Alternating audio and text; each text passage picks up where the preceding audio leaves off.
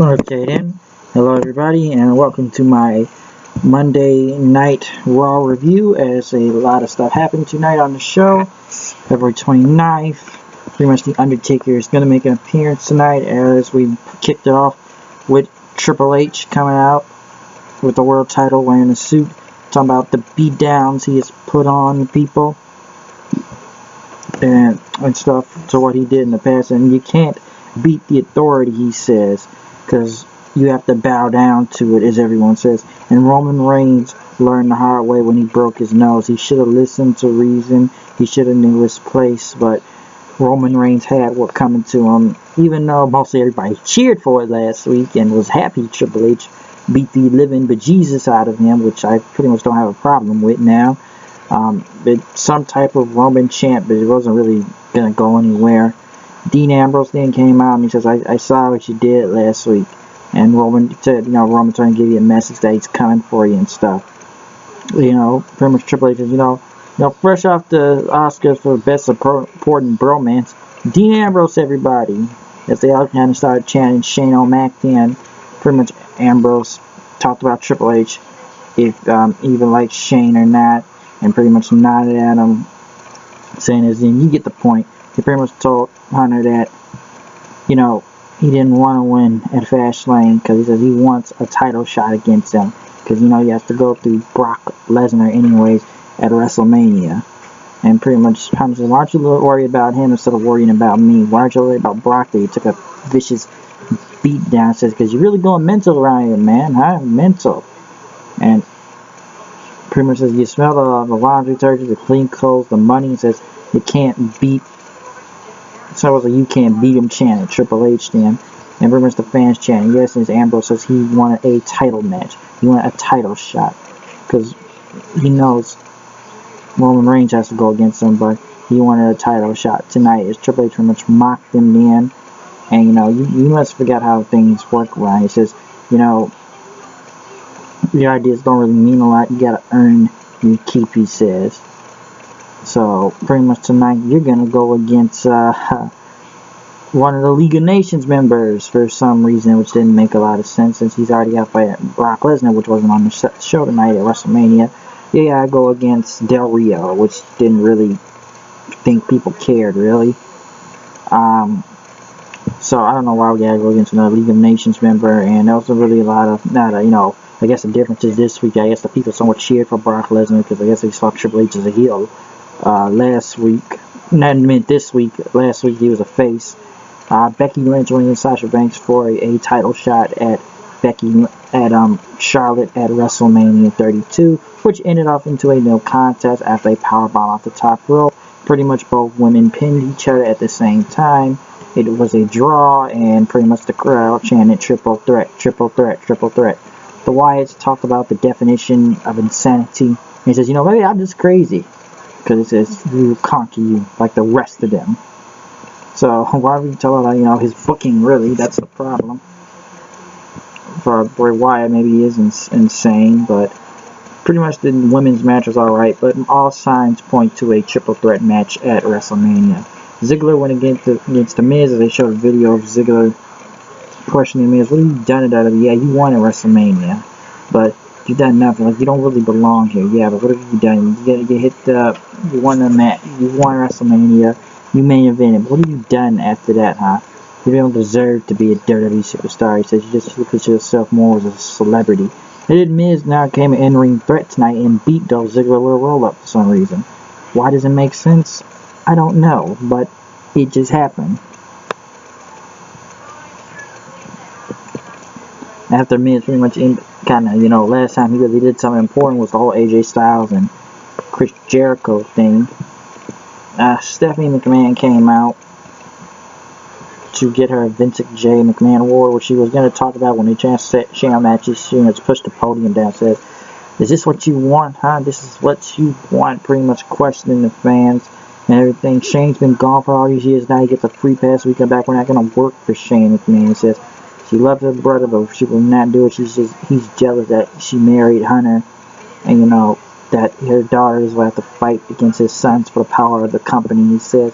And and the fact of working for Shane makes her want to vomit, and that these people are lazy and weak-minded and don't know anything, because you will bow down to the king and you will bow down to the queen, pretty much, when the Undertaker destroys Shane McMahon at WrestleMania in the Hell in a Cell match. So that was gonna happen. So pretty much Stephanie kind of went on a good rant. I'll give it that. It was an alright rant, but I don't know if people cared all the way or not, but it was a pretty good promo from Stephanie McMahon. Sheamus and Rusev went against the Dragons, which they beat the Dragons, and then Del Rio destroyed Kalisto with that stomp in. Ryback beat up Adam Rose and won the match, which I don't know if he's really going to care, because I don't know if the Social Outcast is face or heel, and nobody doesn't care about Ryback's heel turn, because he looks like him being Bully Ray again and stuff, so they didn't even question Ryback after he beat up Adam Rose, kept beating him, and this is all that's what you got to do, folks. You got to win. The New Day came out, talking about we had a best three-man team anywhere, he says. Because this Y2 AJ team makes no sense. We're the best tag team. We're like Sonic and Tails or Snoop and Dre or any of those guys. As they went against AJ Styles and Chris Jericho. AJ and Jericho won the match. Got the walls on them. And then pretty much they said next week, tag team titles on the line. Y2 AJ versus the New Day for the tag titles. Will it be Jericho's full heel turn to beat up AJ Styles there? Or will AJ and Chris Jericho win the tag team championships? Vince McMahon came out. Then he says, this is the reaction I get, huh? What's the enthusiasm? Which the crowd was not really excited to see Vince McMahon, really. They really just sat on their hands right there. So Vince McMahon got a very flat reaction when he came out. So it didn't really help anybody out there. So I guess Vince was pissed himself, because I guess he was surprised with the reaction he got, saying this is what I get. This is the reaction, and that they were going to destroy Shane McMahon, and only fools believe in miracles. As he talked about the Undertaker was going to take him out. As the dead man came out, pretty much people chanted the Undertaker, and he says, yes, I control the Undertaker. But then pretty much Taker grabbed Vince's neck, which Undertaker finally grew more hair this time, and pretty much says, when I close that door, and you know what I do, the blood on your son's hand is on yours, not mine. So for all that time, we only got to see the Undertaker for like 1 minute out there to talk, and then left, as Vince pretty much was coughing and drunk some water, and then pretty much told everyone that he's going to renounce his son, and that Shane McMahon no longer be his son, but a son of a bitch. Which we've seen this multiple times. I felt like I was watching an episode of 1999 in Raw with this whole Vince versus Shane thing again. I've seen it so many times in the Mountain of Sun, so when has that not been done? When has that not been done? Bully Ray, Bubba Ray, whatever, went against Jey Uso, won with the bubble bomb, and won the match. The Goldust RTruth thing continues, as Goldust pretty much said, we ain't doing this, ain't tag team, right? It's not happening. Goldust walked away sad. Then, or the Golden Truth, Kevin Owens wins a Big Show rematch, which ended with the same result of Kevin Owens losing by a countout after Big Show knocked him out the ring. I guess now Brie Bella and Lana now have a feud now. He says, you married an American goat, I married a brute, he says. Pretty much Brie went on to talk about, like, why'd you tell you the boyfriend shaved his back? I saw him in a Revenant. Brie Bella went against Naomi. Naomi won the match as Lana came out there and laughed. So I guess Lana's gonna wrestle now, which hasn't been seen we haven't seen Lana in a while now, but now she's gonna wrestle, I guess. Becky Lynch and Sasha talked about it's gonna be 1-1 match on SmackDown. Charlotte says we will see who gets the title shot. So this Thursday on SmackDown, we will see the belt, as pretty much Charlotte talked about them, and they sat there as she called them losers. Dean Ambrose then went against Del Rio. Pretty much match in a DQ, since all the League of Nations members beat the living crap out of Dean Ambrose. Triple H came out and entered the ring. talking about him, says, "You're never going to learn, aren't you, Dean?" Dean tried to spurt back with a boost, I guess, of punching Triple H. Triple H pedigreed him in, says, "You can't beat the authority." And Ambrose lays to next to the microphone, says, "Hunter, thanks." And then Triple H came back and beat him up more on the announcing table and kept punching him and punching him and punching him in the head.